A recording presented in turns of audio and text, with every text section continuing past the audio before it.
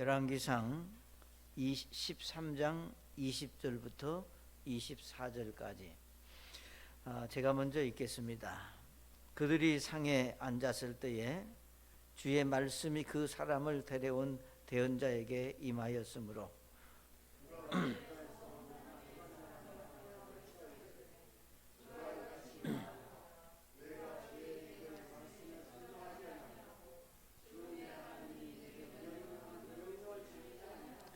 돌아와서 주가 내게 빵도 먹지 말며 물도 마시지 말라 한 곳에서 빵을 먹고 물을 마셨으니 내 시체가 내 조상들의 돌무덤에 들어가지 못하리라 하니라.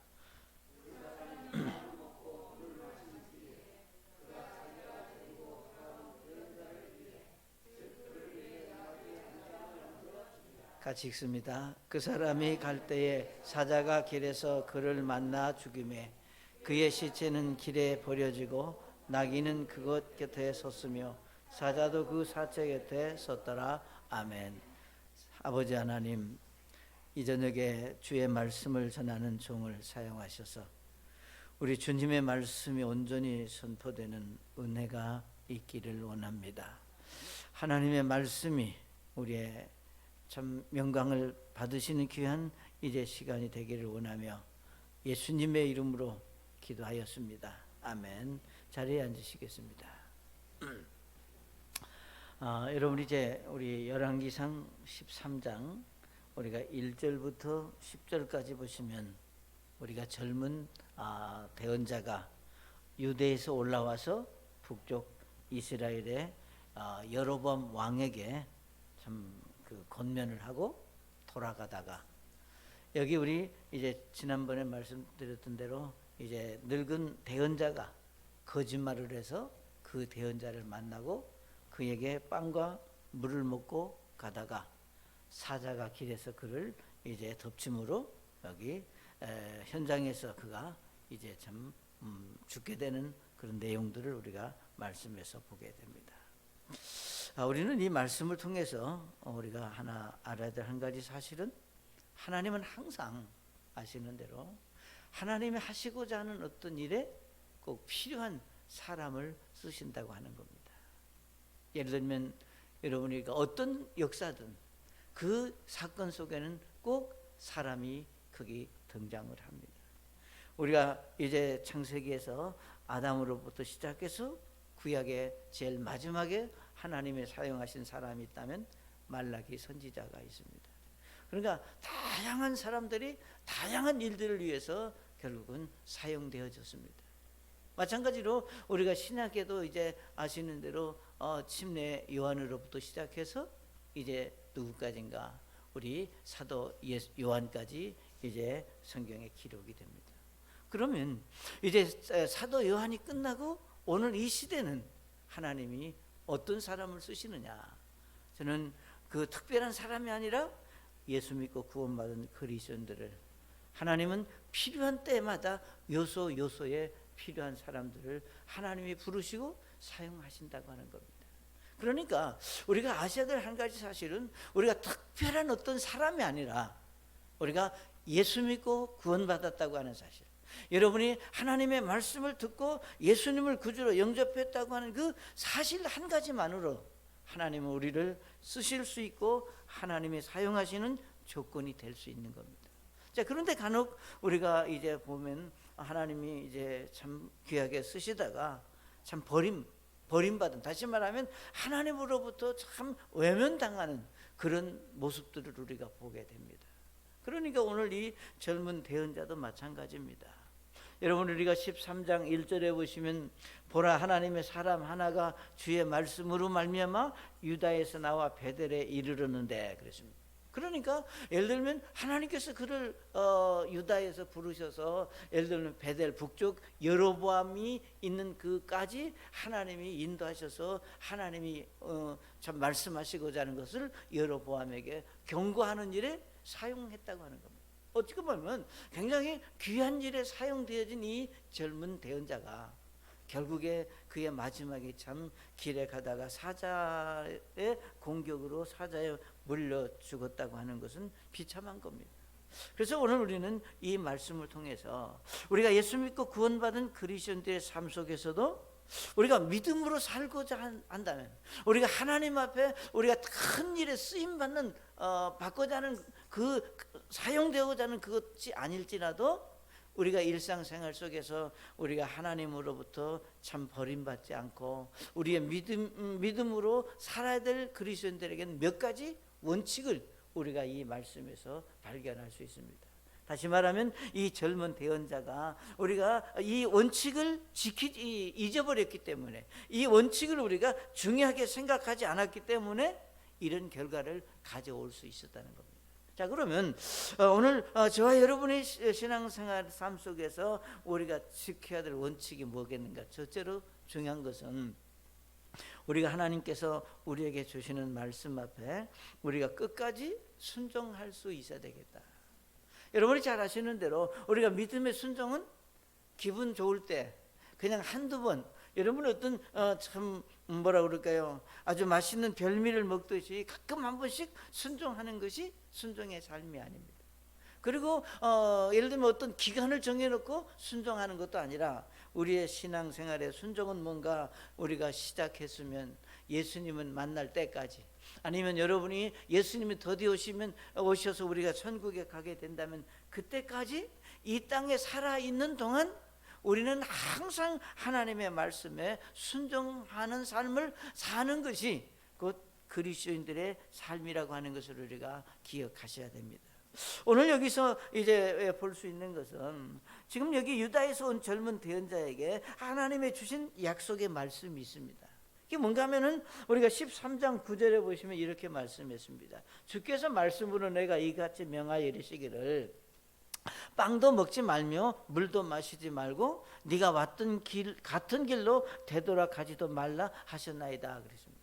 그러니까 분명히 하나님께서는 이 젊은 대언자에게 북쪽 그 여로보암 왕에게 가서 전할 말을 전하고, 여로보암이 무슨 얘기를 하든 빵도 먹지 말고 물도 마시지 말고 여기 내려왔던 같은 길로 되돌아가지도 말라고 분명하게 하나님께서 말씀을 하셨습니다.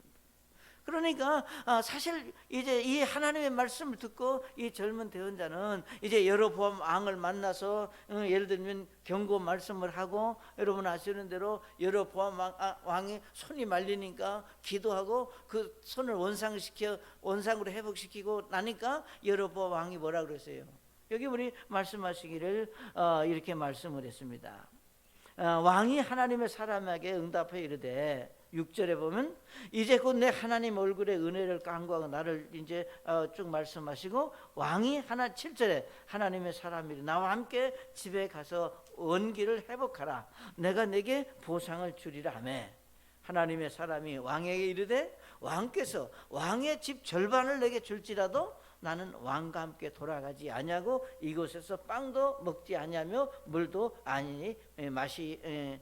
마시지 아니하리라. 왜? 하나님께서 내게 그렇게 말씀하셨기 때문에 나는 그렇게 합니다. 그러니까 여로보암 왕이 그렇게 간청을 했지만 뿌리치고 나왔다 그 말이에요. 여기까지는 정말 하나님이 기뻐하시고 이제 순종의 그 모습을 우리가 볼 수 있습니다.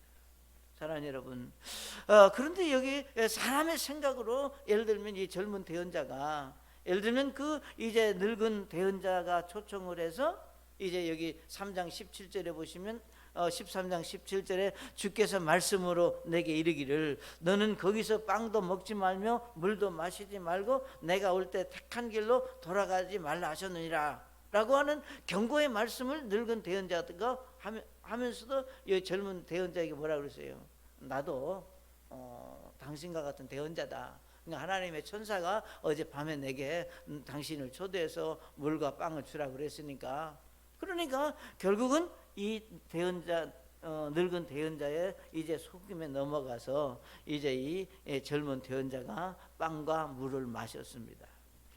저는 이 말씀을 이렇게 보면서 이런 생각이 들어요. 사람의 생각으로 충분히 이해가 갑니다. 얼마나 예를 들면 시장에 있고 힘들었겠어요. 에? 그리고 우리가 사람이 젊다고 하는 것은 이제 용기도 있고 힘도 있지만 또 어떤 일을 하려 보면은 긴장도 하고 뭐 여러 가지 인간적으로 생각할 때 참 피곤도 하고, 그렇기 때문에 우리가 늙은 대언자가 거짓말하는 것을 듣고 같은 대언자라면 이제 해도 하나님께서 그렇게 말씀하셨다고 하니까 내가 그렇게 해도 되겠다 이렇게 생각하고 얼마든지 인간적으로 생각하면 먹을 수도 있었습니다. 그리고 중요한 것은 오늘 우리가 신앙생활 속에서 사람의 생각이 아니라 사람의 어떤 형편과 처지가 물론 우리가 인간적으로 충분히 이해가 됩니다. 그러나 우리가 하나님의 말씀은 우리 사람의 생각을 초월한다고 하는 것을 우리가 아셔야 됩니다. 인간적으로 이해하고 용납해주고 이런 것들이 하나님의 말씀이 아니라 하나님의 말씀은 분명하다는 겁니다. 그렇기 때문에 모든 일에 우리 사람의 생각이 아니라 우리가 하나님께서 말씀하신 그 하나님의 말씀이 무엇이라고 말했느냐가 저와 여러분에게 가장 소중하다고 하는 것을 우리가 아셔야 됩니다. 여기 우리 젊은 대언자는 그 나름대로 최선을 다했습니다. 그리고 끝까지 예를 들면 최선을 다해서 자기 임무를 마치고 돌아가는 중에 왜 하필 그렇게 했겠느냐. 그러나 중요한 것은 늙은 대언자가 뭐라고 얘기했든지 간에 대언자의 말보다 이 젊은 대언자가 소중히 여겨야 될 것은 하나님께서 뭐라고 말씀하셨나를 더 소중히 여길 수 있어야 했다 그 말입니다. 오늘 우리가 우리 신앙생활 속에서 많이 간과하고 우리가 참 놓치기 쉬운 부분들이 바로 놓치기 쉬운 일들이 바로 그런 부분들입니다. 분명히 하나님의 말씀이 뭐라고 말씀하셨는지를 우리가 알면서도 우리 여러 가지 형편들 상황들이 그 말씀으로 우리가 받아들이지 못하게 하는 요인으로 작용할 수 있다고 하는 겁니다. 그렇기 때문에 우리의 신앙의 삶에 순종하는 것은 우리가 끝까지 이제 하나님의 말씀에 순종하는 삶은 계속 진행형으로 우리의 삶 속에 있어야 될 일이다. 그러니까 우리가 성경에서 보면은 많은 사람들이 정말로 시작은 좋았지만 정말 훌륭한 많은 사람들이 끝까지 그 믿음의 삶 속에 순종하지 못하고 우리가 하나님으로부터 버림받은 사람들을 우리가 많이 볼 수 있잖아요. 여러분이 잘 아시는 대로 그 대표적인 사람을 우리가 얘기를 한다면 우리가 이스라엘 초대 왕인 사울 왕을 우리가 절대 잊을 수가 없습니다. 우리 사무엘상 9장 21절에 보면 이렇게 말씀을 했습니다. 사울이 대답하여 이르되 나는 이스라엘 지파 중에서 가장 작은 지파 출신으로 베냐민 족속이 아니니까 내 가족은 베냐민 지파의 온 가족 중에서 가장 작지 아니하나이까. 그런데 당신이 어찌하여 내가 이같이 말씀하시나이까. 이 말은 무슨 얘기인가 하면은 이제 대언자 우리 사무엘이 이제 자기에게 기름 부음 받아서 이제 이스라엘 왕으로 이제 세우겠다고 하니까 사울이 나는 그럴 만한 자질이 못 된다. 우리는 가문도 적고 나는 여기 말하기를 내 가족은 베냐민 지파의 가족 중에 가장 작지 않냐. 나는 불가능하다. 자, 그렇게 예를 들면 왕이 되기 전에 그는 겸손했습니다. 정말로 우리가 그러나 그가 이제 왕이 되자마자 그는 어떻게 해요? 시간이 지나면서 그 초심을 잊어버리고 정말 그가 이제 겸손이 사라지고 이제 교만이 자리를 잡으니까 여러분 우리가 교만이 자리를 잡으면 뭔가 하면은 사람이 교만하면요 자기를 드러내려고 하고 자기 이름을 내려고 하고 자기 업적을 이제 인정받으려고 하는 것이 우리 사람의 기본 양심입니다. 결국 아시는 대로 사울이 교만해져서 블레셋과의 전쟁에서 하나님의 말씀에 불순종하는 그런 죄를 범합니다. 우리 분명히 사무엘상 15장 3절에 말씀하시기를 가서 아말렉을 쳐서 그들이 가진 모든 것을 진멸하고 남기지 말며 남자와 여자와 어린 아기와 젖먹이와 소와 양과 낙타와 나귀를 죽이라. 이건 분명히 하나님의 명령이고 사울은 하나님의 이 말씀에 마땅히 순종해야 될 그런 사람이었습니다. 그러니까 전쟁에 나갔습니다. 이제 전쟁에 나가서 싸워서 이제 많은 승리를 거뒀고 예를 들면 아말렉도 쳤고 예를 들면 사람도 많이 이제 뭐 죽이고 공격을 했지만 결국은 아시는 대로 이제 신실한 이제 양과 소는 이제 죽이지 않고 데리고 와서 결국은 이런 뭐예요?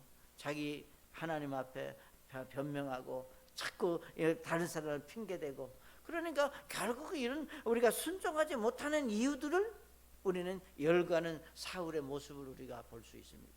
사랑하는 여러분, 우리 신앙생활 속에서 우리가 하나님의 말씀에 순종하지 못하는 이유를 말하려면 정당하고 옳게 들려질 수 있습니다. 내가 하나님의 말씀에 순종하지 못했다고 하는 이유를 들으면 우리가 인간적인 생각으로는 이해가 되고 납득이 갈 수 있어요. 그러나 우리가 하나님께서 말씀하시는 그 말씀이 중요한 것이지, 우리가 인간적으로 이해해주고 용납해주고 받아주는 것이 옳은 것이 절대 아니라는 겁니다.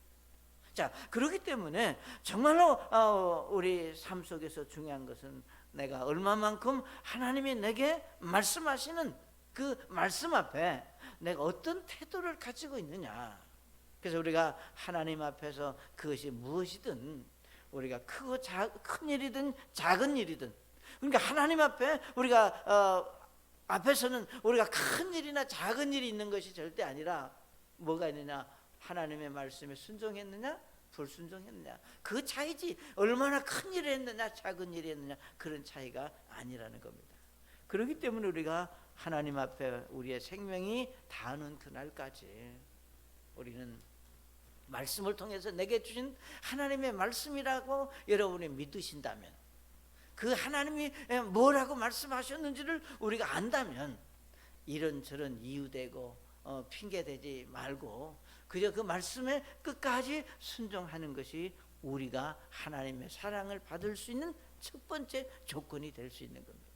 우리 사도행전 5장에 보시면 이제 사도 베드로가 하나님의 말씀을 이제 참 전하고, 예를 들면 정말 그래서 이제 그 당시 이제 관리들로부터 하나님의 말씀을 전하는 것 때문에 핍박을 당하고 이제 위험을 당하고, 한 번만 더 이 일을 하면 감옥에 가두겠다고 협박을 했습니다. 사도행전 5장 28절에 이렇게 말씀을 했습니다. 너희가 이 이름으로 가르치지 말라고 우리가 너에게 엄히 명령하지 아니하였느냐.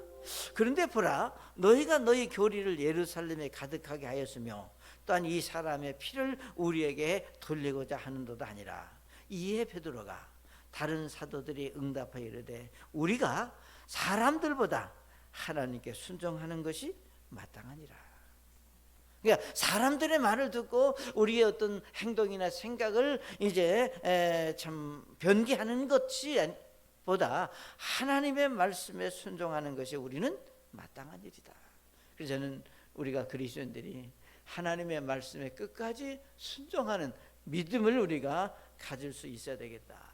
두 번째로 우리가 중요한 것은 우리 삶 속에 사단의 유혹을 분별할 수 있는 지혜가 우리에게 필요하다는 겁니다. 자, 보세요. 우리가 구원받은 그리스도인들의 신앙생활 속에서 우리가 주의해야 될 것 참 많지만, 그 중에도 사단의 유혹이 있을 때 그것을 분별할 수 있는 믿음의 분별력을 우리가 좀 가질 수 있어야 됩니다. 그러니까 아시는 대로 여기 젊은 대언자는 여러보암의 유혹을까지 거절하고, 예를 들면 하나님의 말씀에 순종해서 다시 이 유다로 이제 돌아가려고 할 때 잘 아시는 대로 이제 여기 늙은 대언자가 거짓말로 왔습니다. 그러니까 여기 성경에 말씀하시기를 그 늙은 대언자가 말하기를 18절에 그가 사람에게 나도 그대와 같은 대언자라. 천사가 주의 말씀으로 내게 말하여 이르기를 그를 내 집으로 데리고 돌아가서 그가 빵을 먹게 하고 물을 마시게 하였느니라 하니라. 그러나 그가 그 사람에게 거짓말을 하였더라. 여러분, 이 세상에 어떤 거짓말도 거짓말에는 뭐가 있어요? 뭔가 우리가 잘 살피고 지혜롭고, 예를 들면 분명히 보면은 저게 거짓이라고 하는 것을 볼 수 있는 그런 안목과 지혜를 우리가 볼 수 있습니다. 그러니까 우리가 거짓말은 완벽하게 우리가 속여낼 수 있는 게 절대 아니에요. 거짓말은 역시 거짓말입니다. 그러면 우리가 하나님께서 말씀 속에서 이 늙은 대언자가 참 거짓말로 속이 자기에게 다가와서 말하는 것을 이 젊은 대언자가 정말 조금만 지혜가 있고 하나님이 원하시는 것이 무엇인가를 살필 수 있었더라면, 이 노인네가 거짓말하고 있고 나를 지금 속이려고 하는 거를 어느 정도 짐작을 할 수 있었다면, 이렇게 어리석게 그 대언자의 말에 예를 들면 듣고 거기 따라가서 그 집에 가서 빵을 먹고 물을 마시는 그런 어리석은 일은 안 했을 겁니다. 우리가 성경에서 말하기를 우리가 거짓이다, 성경은 말하기를 이제 마귀 사단은 거짓의 아비입니다. 그러니까 이 세상의 모든 거짓말의 우리가 시작은 마귀 사단으로부터 왔다고 하는 겁니다. 그렇기 때문에 오늘 우리가 그리스도인들이 정말로 우리가 영적인 우리가 분별력을 가지고 정말 저것이 하나님이 원하시는 거냐 사단이 유혹이냐라고 하는 사실을 우리가 참 분별하고 우리가 알 수 있는 그런 지혜를 우리가 가질 필요가 있다고 하는 겁니다.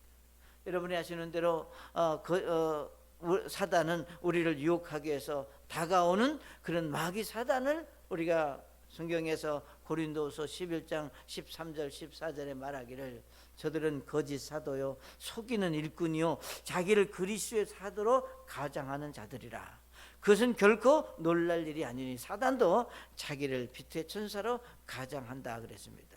그러니까 우리 주변에서 거짓 사도로 속이는 사람들이 사실 많다는 겁니다.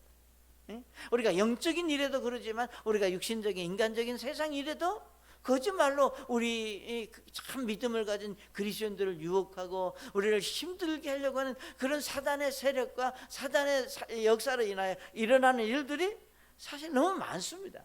그러니까 여러분 성경에 보시면 이제 사단이 처음부터 아담에게 찾아와서 거짓말로 아담을 유혹해서 범죄하게 했다든가, 예를 들면 예수님이 40일 동안 금식하고 이제 오셨을 때 사단이 와서 예수님에게 예를 들면 빵으로 유혹을 했다든가, 그러니까 이런 성경에서 보게 되면은 이제 사단이 교묘하게 이제 우리의 신앙을 무너지게 하기 위해서, 그래서 오죽했으면 이제 마귀가 우는 사자같이 삼킬 자를 찾아 돌아다닌다고 말씀을 하셨겠느냐.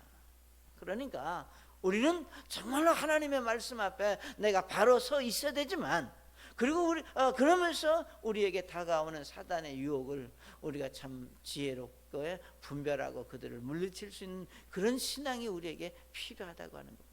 사랑하는 여러분, 사단이 여러분에게 다가오고 있다고 하는 사실을 우리는 잊지 말아야 됩니다.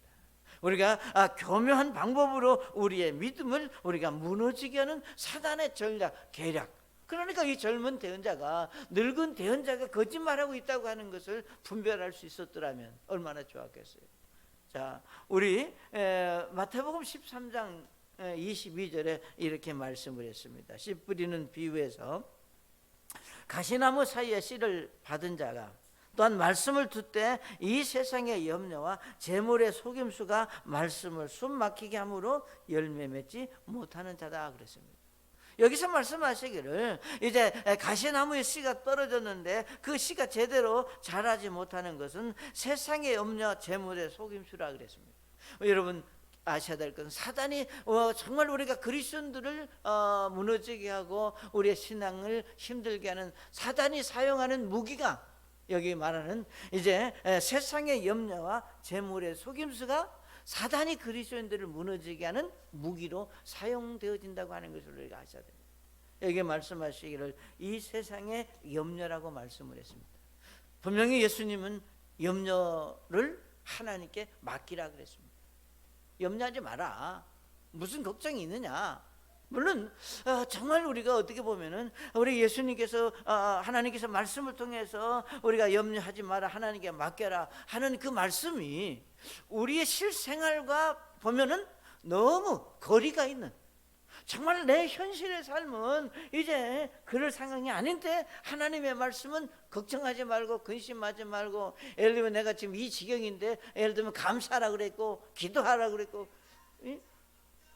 그게 우리가 현실적으로 불가능하게 느껴질 수 있다. 그러니까 우리가 육신적 인간적인 생각으로 보면은 하나님의 말씀이 우리가 거리가 멀게 느껴집니다. 그러니까 여기 마태복음에서도 말하기를 세상의 염려와 재물의 속임수가 말씀을 숨막히게 함으로 열매를 맺지 못하게 한다. 얼마나 많은 이제 우리 삶 속에서 우리가 염려와 근심이 우리의 마음을 참 억누르고 하나님이 주시는 그런 기쁨을 빼앗아가고 우리가 영적인 분별력을 흐리게 하는 그런 요인이, 그러니까 사단이 사용하는 방법이다 그 말이에요. 그래서 사랑하는 여러분, 이런 사단의 교묘한 계략은 결국 하나님의 영광을 가리게 하고 우리가 믿음으로 사는 일에 방해를 입고 우리를 그리스도 안에서 담대함을 잃어버리게 하는 하나의 요인으로 작용한다 그 말이에요. 자, 그래서 우리가 예수님께서 제자들에게 이제 우리가 십자가의 죽으심에 대해서 가르치셨습니다. 부활도 가르쳤고, 자, 그랬을 때 그 말을 들은 베드로가 예수님을 가로막으면서 뭐라 그랬습니까? 선생님이 결코 그런 일은 있을 수 없다 그랬습니다. 어떻게 보면 인간적으로, 우리가 인간적인 생각으로 볼 때 베드로가 예수님의 그 말씀을 듣고 결코 그런 일이 없다고 했을 때 참 고맙다, 여전히 그래도 네가 나를 생각하는구나, 그렇게 생각할 수 있을 수도 있죠. 그런데 예수님은 그렇게 말하는 베드로에게 뭐라 그랬습니까? 마태복음 16장 22절에 그때 베드로가 그분을 붙잡고 꾸짖기 시작하여 이르되 주여 그럴 수 없나이다. 이 일이 결코 주께 임하지 아니하리다 하거늘 그분께서 돌이키사 베드로에게 이르시되 사탄아 너는 내 뒤로 물러가라. 너는 내게 실족거리니라. 네가 하나님에게서 난 일들을 좋아하지 아니하고 사람들에게 난 일들을 좋아하는다 그랬습니다. 그러니까 예수님께서 십자가에 지시고 이제 죽으시고 묻히시고 부활하신다고 하는 이 복음의 말씀은 사람의 생각이 아니라 하나님께서 주신 하나님께로 온 일이다 그 말이에요. 그러나 여기 베드로가 결코 그럴 수 없다고 예수님이 십자가에 달리는 것을 예를 들면 맞고 정말 내가 어떤 일이 있어도 당신을 지키겠다고 말하는 그것은 하나님께서 온 것이 아니라 사람에게서 난 일이다 그 말입니다. 인간적인 생각으로 하나님의 일을 포장하고 가장하기 참 쉽습니다. 그러니까 우리 신앙생활 속에서 우리는 그 인간적인 우리의 어떤 도리, 또 인간적인 어떤 편협된 생각으로 하나님의 어떤 일들을 포장하고 이제 과장해서 마치 그것이 성경적이고 진리고 옳은 것 같이 말하지만 그리에 중요한 것은 바로 그 속에 사단이 역사할 수 있는 여지를 우리가 만들어가고 있다고 하는 얘기입니다. 사랑하는 여러분, 정말 우리에게 중요한 것은 무엇인가를 분별할 수 있는 믿음의 능력이 여러분에게 있으시기를 바랍니다. 그다음 세 번째 우리에게 이제 원칙이 있는데 그 뭔가 자신의 생각을 항상 십자가에 못 박을 수 있는, 그러니까 자기를 부정할 수 있는 그런 이제 겸손함이 우리에게 필요하다. 오늘 우리가 젊은 대언자는 자신에게 명령한 대로 이스라엘 여로보암 왕에게 와서 하나님의 말씀하신 뜻을 분명하게 전했습니다. 자, 그 과정에서 엄청난 사건이 일어났습니다. 여기 아시는 대로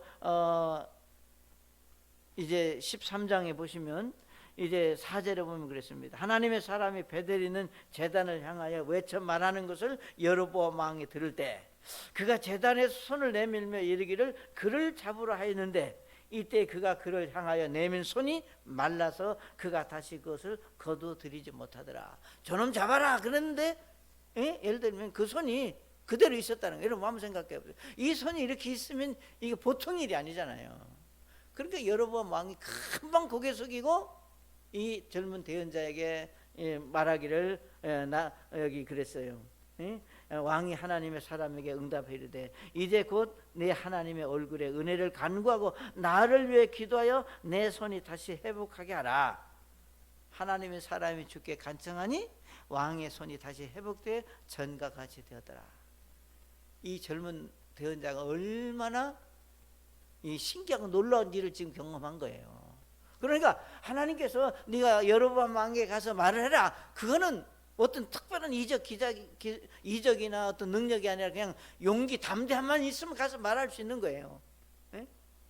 그런데 이제 참 그 여로보암 왕이 예를 들면 손이 회복되는 그러니까 가슴이 조마조마했는데 이건 혹시 내가 기도해가 이거 안 되면 어떡하나.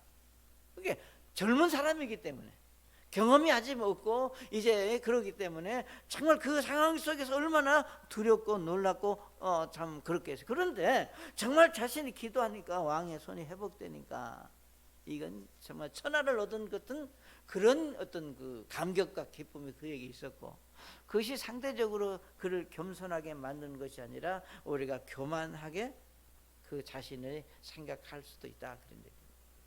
사랑하는 여러분, 오늘 우리의 삶에도 마찬가지입니다. 우리는 크고 작은 우리의 삶 속에서 우리는 하나님의 은혜를 늘 경험하고 하나님의 은혜 가운데 우리가 여기까지 살아왔습니다. 자, 만약에 여러분들이 누구에게 하나님의 말씀을 전했는데 그 사람이 금방 구원받겠다고 만약 나선다면 어떻게 해요? 신기하기도 하지만 내가 나 자신에 대해서 참 대단하게 생각할 수도 있다는 거예요. 여러분, 이거는 하나님이 하신 일이지 젊은 대언자가 한 일이 절대로 아닙니다. 그러니까 중요한 것은 우리가 우리의 신앙생활 속에서도 마찬가지입니다. 여러분에게 일어나는 모든 일들, 우리가 과거에 있었던 어떤 일들도 그것은 하나님의 은혜 가운데 되어지고 하나님이 하신 일이지 내가 뭔가 잘났고 내가 특별해서 내가 이룬 것이 절대로 아니라는 걸 우리가 늘 인정하면서 살아야 되고, 그런 믿음을 가지고 있으면서도 순간순간 우리 육신적인 교만함이, 우리 인간적인 생각이 그 하나님의 섭리를 누르고 우리에게 나올 수 있다고 하는 거예요. 그러니까 그 생각들, 그러니까 예를 들면 예수님이 이제 이렇게 말씀했어요. 여러분 마가복음 말씀할 때 마가복음 8장 34절에 말씀하시기를, 그분께서 전에 사람들을 자기 제자들과 함께 불러 그들에게 이르시되 누구든지 나를 따라오려거든 자기를 부인하고 자기 십자가를 지고 나를 따를지니라 그러십니다.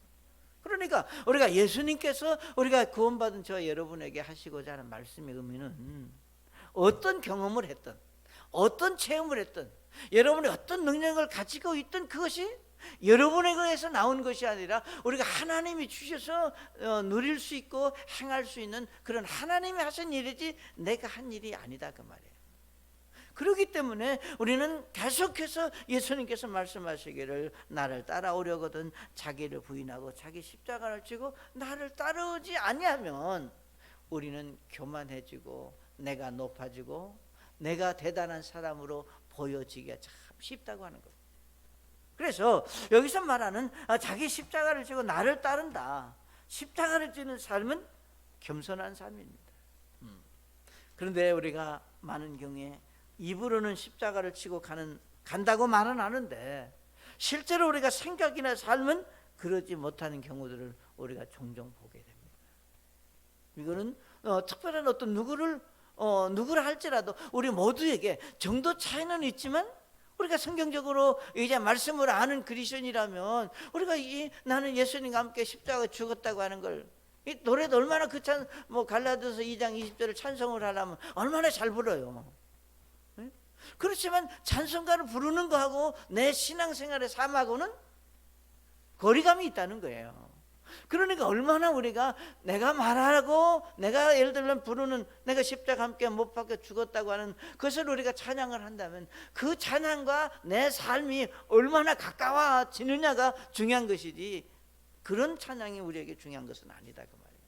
그러니까 내가 부인되어지고 내가 정말 더 낮아지고, 내가 낮아지면 나는 없어지는 것이 아니라 오히려 나를 통해서 예수님이 드러나고 예수님이 보여지는 그런 삶을 살고자 하는 것이 곧 성경에서 말하는 정말 믿음을 가진 그리스도인들의 삶이다, 그 말이에요. 자, 그렇기 때문에 우리가 예수님이 실제로 우리에게 본을 보여주셨는데, 빌립보서 2장에 말씀하시기를 그분은 근본이 하나님이셨지만 하나님됨을 버리고 이 땅에 오셔서 우리가 십자가에 죽기까지 복종하셨다 그랬습니다. 가장 낮은 자의 자리에 오셔서 종의 몸으로 십자가에 이제 달리셨고 죽으셨고 묻히셨고 부활하셨습니다. 그래서 예수님은 이제 예수님께서 가장 낮은 자리까지 가셨기 때문에 가장 순종의 이 겸손의 점을 찍었기 때문에 최고의 자리로 올리셔서 하나님 보좌 우편에 계시게 하셨다고 말씀을 했습니다. 정말로 하나님이 허락하신 은혜를 얻고자 한다면 우리가 모든 일에 우리가 겸손하고 자신을 쳐 복종시킬 줄 아는, 자신을 쳐 복종한다고 하는 것은 꼭 내가 어떤 일에 내가 말을 해야 되고 행동을 해야 되고 내가 드러나야만 내가 올바른 신앙은 아니라는 겁니다. 어떤 경우는 내가 하고 싶은 말이 있지만 내가 거둬들일 수 있어야 되고, 어떤 경우 내가 정말로 내가 드러나야 될 어떤 일이 있지만 내가 아니라 우리 주님이 드러나도록 내가 참 낮아질 수 있는, 그래서 우리가 자신의 감정이나 자신의 자존심, 체면 모두 다 우리는 분명히 예수님과 함께 십자가에 못 박았다고 갈라디아에서 말씀을 하고 있습니다. 그래서 여러분 잘 아시는 대로 사도 바울도 대단한 분입니다. 여러분 아시는 대로 그가 육신적으로나 육신적인 그 배경이나 그분이 가지고 있었던 모든 것들은 정말로 대단한 분이에요.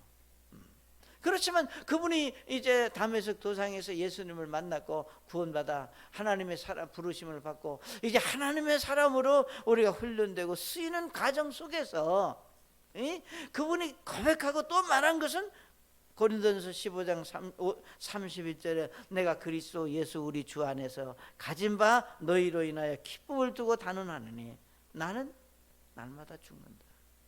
나는 날마다 죽는다. 이 말씀의 의미 속에 무엇이 담겨져 있는지를 우리가 아셔야 됩니다.